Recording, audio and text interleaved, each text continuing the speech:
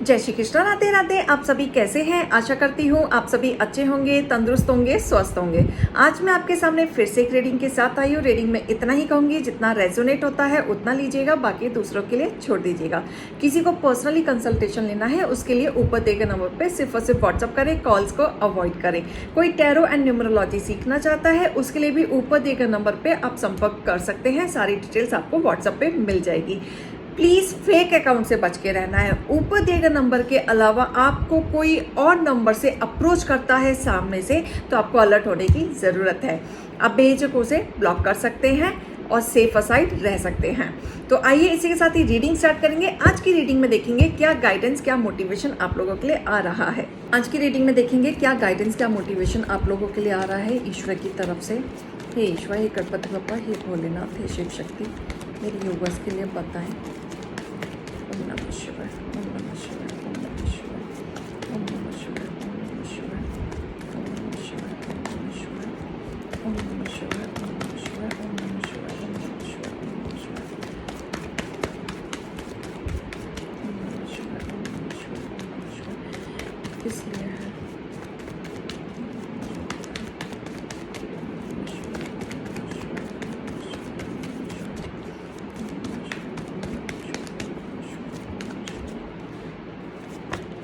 Okay,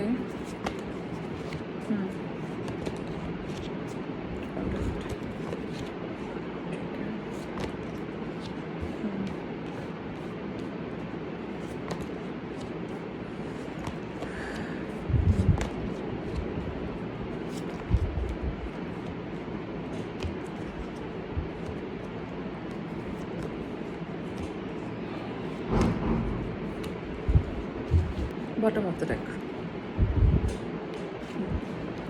तो वो यहाँ पे ना मुझे ऐसा दिख रहा है, एक पर्सन मुझे दिख रहा है जैसे कि एक पर्सन बहुत मतलब के यार से आपके साथ है। कोई ना कोई फ़ायदा इसका है आपके साथ, इसलिए वो आपके साथ है। आपके इमोशंस की तो कदर नहीं करता ये, ना आपकी वैल्यू करता है, ना आपकी फीलिंग्स की कदर करता है, ना आपकी इम्पोर्टेंस ही रखता है। अगर इस बंदे ने आपसे शादी की थी या आपसे रिश्ता निभा रहा था तो कोई ना कोई इसका फ़ायदा था, इसलिए ये चीज़ें निभा रहा था। इसके मन में आपके लिए कोई प्यार, कनेक्शन, इमोशंस नहीं है, ये मैं कह सकती हूँ। तो ये अपने फ़ायदे के लिए आपके साथ था। कोई ना कोई इसका मोटिव था जिससे आपके द्वारा इसका पूरा हो रहा था। फाइनेंशियली भी हो सकता है, जैसे कि आप फाइनेंशियली स्ट्रॉन्ग हैं या फाइनेंशियली सपोर्ट आपकी तरफ से बहुत ज़्यादा इस पर्सन को मिल रहा था, क्योंकि ये पर्सन तो फाइनेंशियली काफ़ी वीक था। ये काफ़ी स्ट्रगल कर रहा था। स्ट्रगल करने के बाद भी इसे कभी रिजल्ट नहीं मिला, हमेशा कंफ्यूज पीरियड में रहा है। बैलेंस नहीं कर पाया अपने करियर को, अपने फाइनेंशियली कंडीशन को, अपने प्रोफेशन को कभी ना स्टेबल नहीं कर पाया। यहाँ ऐसा दिख रहा है यहाँ पे आप स्ट्रांग हैं, जिसकी वजह से इस पर्सन ने आपको चूज़ किया, और आपको चूज़ नहीं किया, आपके पैसों को चूज़ किया। अल्टीमेट ये कहीं ना कहीं अपने फ़ायदे के लिए आपसे जुड़ा था। प्यार ये आपसे नहीं करता, प्यार ये किसी और की तरफ करता है। आपको छोड़ के अफेयर ये कहीं और चलाता है, इमोशंस इसके कहीं और होते हैं, अलग राह इसकी होते हैं, लेकिन आपके साथ रहना इसका पैसा है, रिश्ते नाते नहीं हैं। तो आज कहीं ना कहीं ऐसा दिख रहा है कि डिवाइन ने आपको दशा दिखाई है। बहुत टूटे हैं आप, आपको बहुत टाइम के बाद चीज़ें समझ में आई हैं जो आपने ना सरेंडर किया है। आपकी सोच तो उल्टी हुई थी, आपको समझ में नहीं आ रहा था क्या करें क्या नहीं करें, क्योंकि आपके रिश्ते नाते अब एकदम टूटने पे आ चुके हैं। आपको क्लैरिटी नहीं हो रहा है कि करना क्या है, आपका ख़राब हो चुका है सब कुछ, और धीरे धीरे इस पर्सन के बारे में आपको सब कुछ क्लैरिटी पता चल रही है, सब कुछ पता चल रही है। जो चीज़ छुपी हुई थी वो चीज़ें भी सामने आ रही हैं, रफ्तार से आई हैं। आप हील कर रहे हैं, आप समझ नहीं पा रहे हैं हो क्या रहा है, चल क्या रहा है। हील कर रहे हैं, रफ्तार से इतनी चीज़ें आ रही हैं। पीस चाहते हैं अब आप ऐसा सोच रहे हैं कि इतना बड़ा कर्मा मेरे साथ। अब आप थक चुके हैं, अब आप पीस चाहते हैं।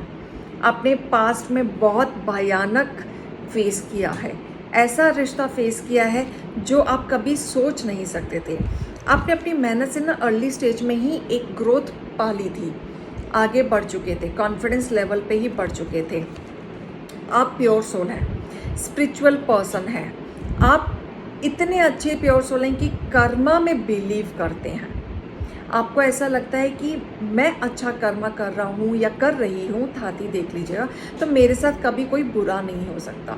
लेकिन ये जो ट्रांसफॉर्मेशन आपकी लाइफ में आया है, ये भयानक आया है, इसमें आप नहीं सोच पा रहे हैं, इसमें आपको भटकाव हो गया है। आप बैलेंस्ड पर्सन हैं, आप दुश्मनों के साथ भी बना के चलने वालों में से हैं, क्योंकि आपको लगता है कि मैं गलत नहीं हूँ, मैं गलत नहीं बोल रहा या बोल रही, ये मेरे कर्मा है।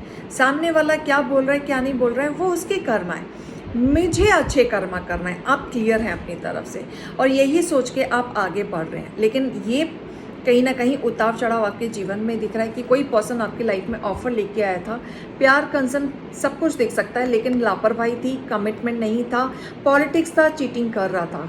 और इसके जीवन में आपको छोड़ के महिलाओं का स्वागत हमेशा रहा है, हमेशा। आप अपोजिट में भी जा सकते हैं, एनर्जी को चेक कर लीजिएगा।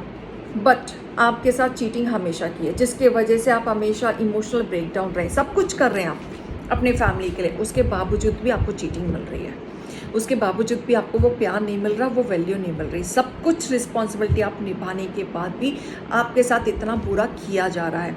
तो ऐसे पर्सन के लिए स्ट्रिक्टली डिसीजन लिया जाए और अपने आप को सेव किया जाए, नहीं तो आने वाला समय और ज़्यादा भयंकर हो सकता है।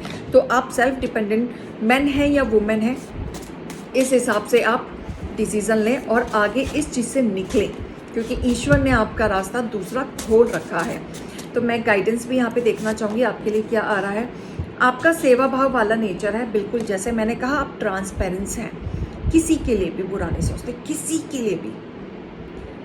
आप कर्मा में इतना बिलीव रखते हैं ना कि आपको लगता है कि मैं बुरा बोलूँगा या अच्छा बोलूँगा वो मेरे कर्मा है। आप इन सब चीज़ों में बिलीव रखते हैं। आपके हेटर्स आपको बांधना चाहते हैं, ये जो आपके पार्टनर है ये आपको ना हमेशा बांध के रखना चाहते थे। ये ऐसा सिचुएशन था कि ना आपको पकड़ रहे थे ना ये आपको छोड़ रहे थे, तो ये चीज़ें हो रही थी। तो आप कहीं ना कहीं एग्जॉस्ट हो रहे थे कि मुझे तो वो वैल्यू मिल नहीं रही, आपको यहाँ से डीजे निकलनी थी, वो बांधना चाहते थे। आपके शत्रु आपके पार्टनर्स के कान भर रहे हैं, कोशिश करते हैं आपके आस पड़ोस वाले लोग भी, आपके फैमिली मेम्बर वाले भी लोग भी, कि आपकी चीज़ें इनसे बिगड़ती रहें, अच्छी ना रहें। लेकिन आपने बहुत किया, बहुत कुछ दिया इस रिश्ते में, उसके बावजूद भी आपको नहीं मिला। अब आप अपने आप को हील कर रहे हैं, अब आप अपनी लाइफ में आगे बढ़ रहे हैं, स्टेप उठा रहे हैं जो आपको बहुत पहले उठाना था, अब आप उठा रहे हैं। फॉरगिवनेस, अपनी गलतियों में आपने जो भी किया है, अच्छा बुरा, ईश्वर से माफ़ी मांग लें, ग्रैटिट्यूड करना शुरू कर दें। एटलीस्ट ऐसे पर्सन से आपको बचाया। अपनी हेल्थ को इम्प्रूव करें, अगर नहीं हो रही है तो होनी शुरू हो जाएगी। स्ट्रेस नहीं लेना है, एंजाइटी नहीं लेनी है। बहुत लोगों का यहाँ पे एंजाइटी इशू है, सोच सोच के दिल घबराता है।